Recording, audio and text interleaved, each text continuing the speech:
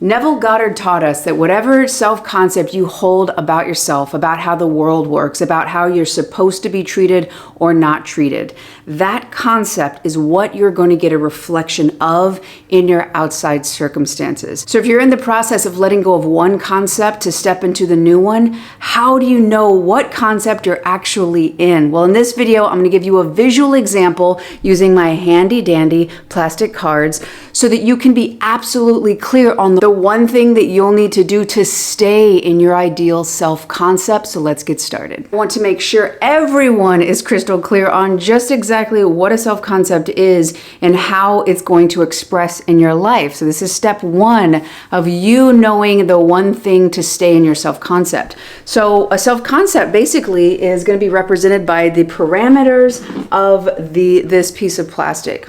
So if you grew up in an environment and your caregivers, your early on environment, it could be teachers, grandparents, neighbors, you had interactions with them, and from this event as a kid, you gave it a meaning. You gave yourself a meaning. You gave the world a meaning, what you do and don't deserve. Everything was being downloaded as how the world works. So if you grew up and there was a lot of chaos and you grew up in a lot of fear, and the people who were supposed to take care of you, your caregivers, they failed. They did not have those skills, or they were working through their own trauma. You could grow up feeling like you cannot take care of yourself because at that time you were powerless and you could still be relating through your sense of safety outside of you.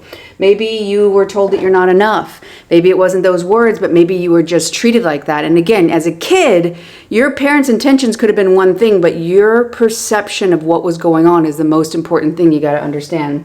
Maybe you grew up not feeling worthy or not feeling smart, various different things.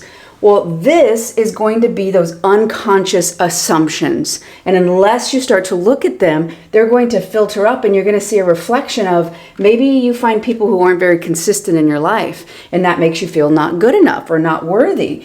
Maybe you find a lot of instability or not stable situations at work, with money, with relationships. Maybe that brings up a sense of fear that you feel, just like you did early on, that there's nothing you can do to have any sort of say in keeping yourself safe. Again, recreating the same experience as that early on environment. And again, if you have maybe you have a boss or friends or people outside of you, and they're really harsh and they say a lot of painful and mean things, and it makes you feel not smart or not worthy, or you just have a general sense of lack. So this in itself is a concept you hold to be true in a lot of different iterations. Some of this might have registered and connected, and maybe parts didn't. So this is one. So if you're believing these things, if you assume these things to be true, this is all you can experience because it's reflecting. Now, in order to get a different experience, like that of stability and joy and love and secure love and abundance, well, you can't hold the same assumptions about yourself. You're going to need to update them. And the only way you can actually experience these, if you have a different concept of yourself, which contains different assumptions, that's the only way you can experience these things. You can't have a concept that you're not enough or you're not worthy and experience something different than that in your outside world. So if you're trying to get to a self-concept like this, but you have experienced stuff like this and you kind of feel like you go back and forth like this, how can you stay in that ideal self-concept that aligns with the experiences you want in life? So here is the setup. It's a bit hard to see because I need to get new dry erasing markers. So what we're going to do is we're going to have a situation come up in your life. And right now we're going to use a specific example of you're wanting to manifest secure love, okay? And something happens where maybe the person that you're dating or you're interested in dating, maybe you just have a crush on them, maybe you're in a relationship, okay? All of this could apply to all of those situations. So things, you're talking, things are good, and then all of a sudden they stop talking, they stop texting. Now, this is where you can start to maintain your ideal self-concept, okay? Because if you'll notice right here, it could look like my living room wall, but no. That is not what actually this is. This is a pivotal gap for you, and you minding the gap between the event and your interpretation of it is going to be what radically changes your life. So with this example, you have somebody who you're really interested in, okay? And things are going good, and all of a sudden they're not. Okay, oh my gosh. Now, from those previous two self-concept examples, I'm going to show you how each of those would interpret this, okay? So we're going to start with that first self-concept. So with this example, if you're in self-concept number 1, this person doesn't call, they're not texting, well, holy shit. What the hell did I do? They're rejecting me.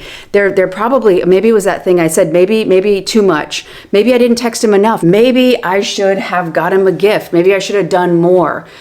You're thinking, because this gap right here, this gap where you have a moment, you've gone from taking the situation that you don't know what's happening, you make it the meaning, the interpretation of, it must be what I didn't do. I did something wrong. I messed up. A lot of times this is exactly what happens in childhood. Oh, that caregiver, they're doing the right thing, but I must be the one at fault here. And I talk a lot in my other videos about that if you want to check those out so you can understand way more in depth. So that's that first thing. This person is going to have this as the interpretation, the meaning you put. And there is always a gap. There's always a moment. This is the fork in the road. This is a choice, because check this out. Concept number 2. Okay, this person they like, and things are going good, and all of a sudden they don't call, they don't text. Okay. Well, let's move over here. This person has a concept that they're whole and complete, that they are worthy, and that they are capable of love and being loved, and that they are deserving of what they want. So this person, concept number 2, is going to realize they don't actually know what's going on. This person just stopped talking. Maybe they have a lot of stress at work. Maybe they have family situation or something else going on. Maybe they just need a little time, little TV time out from the world and just take some space. Okay. But this person is not going to assume that it's about them. They're going to be aware of the situation. They're going to not put the meaning, again, mind the gap. This is the most powerful thing you can do to guarantee you're going to stay in your ideal self-concept. Because this meaning is going to be, okay, new one, old one. New one, old one. Minding this gap takes a lot of awareness. You have to be present in the moment. You have to be aware of what meaning and interpretation. This can be uncomfortable because you might have had years like I did. I give this example because it's a personal example from my life. Do you know how many times I took somebody's distance or them kind of going a little bit AWOL? Oh my God, what did I do? And I would be so worried. I would stay up. You know how many sleepless nights or very, very little sleep I've gotten in the past in those earlier on relationships when I didn't know this stuff? I would automatically make it mean about something about me, because that self-concept, that's the one I was choosing. This self-concept puts a meaning here. The only way to change this is to be aware, to step in and interpret the situations through the concept, your ideal self-concept. So the more and more and more and more you mind the gap between event and interpretation, it can literally change your entire life. It automatically takes you out of these lower level emotions and vibrations, and it can be uncomfortable. Whew, I really want to tell the story that the reason they're not calling me is because they don't like me. Okay, I can feel that. That's self-rejection. I'm assuming this thing is all about me and because I'm bad. I'm literally the only one in that situation, absolutely, for sure, rejecting me. I don't know what that other person's doing. But when I make it about me and when I'm wrong, I'm actually self-abandoning. I'm actually the one rejecting myself.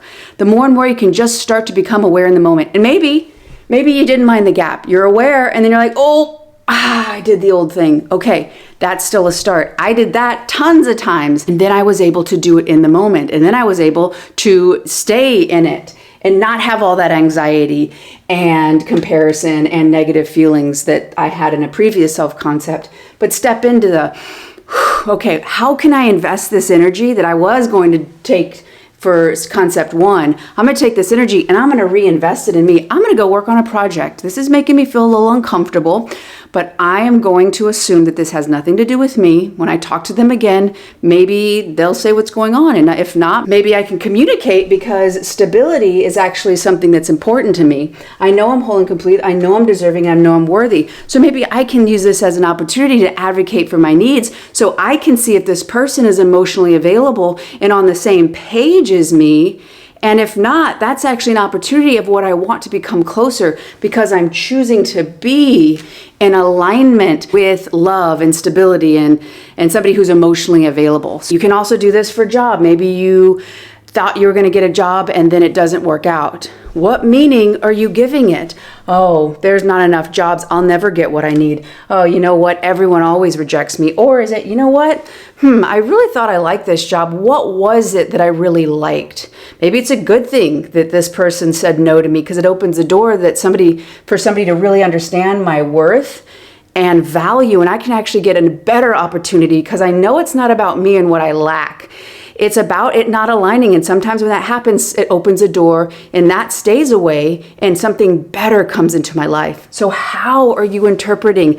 Mind the gap, and you minding that gap actually steps into the power of neuroplasticity, actually reconfiguring your brain to align with concept 2, your ideal self-concept. The more and more you're aware to mind the gap, the more choices you can make that align with your ideal self-concept, and you can start to experience that being reflected more and more and more in your outside world. Learning to mind the gap allows you to start tapping into your true power, which is making that choice in the gap to align with that ideal self-concept. If you're struggling with limiting beliefs, this next video right here is going to help show you exactly how to dissolve them, so it makes it more and more natural for you to be and see yourself and that ideal self-concept. Thank you so much for watching. I love you guys. Click like if you like this video. Join this community if you haven't, and I'll see you on the next one.